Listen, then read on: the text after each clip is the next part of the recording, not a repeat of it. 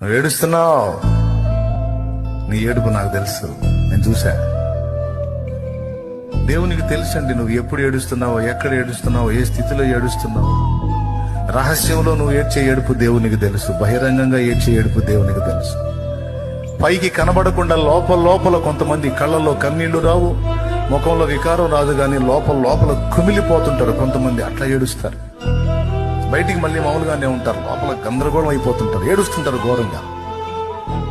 నువ్వు ఎలా దుఃఖపడుతున్నావో నీ దుఃఖం దేవునికి తెలుసు, నాకు తెలుసు. నీవు కన్నీళ్లు విడుచుట నేను చూచితిని. నీ ప్రార్థన అతి పెద్ద ప్రార్థన, పెద్ద శబ్దంతో చేసిన ప్రార్థన కాదు. ఏడుస్తూ ఏడుపులో నువ్వు వేడుకున్నా ఆ వేడుకోలు నేను విన్నా.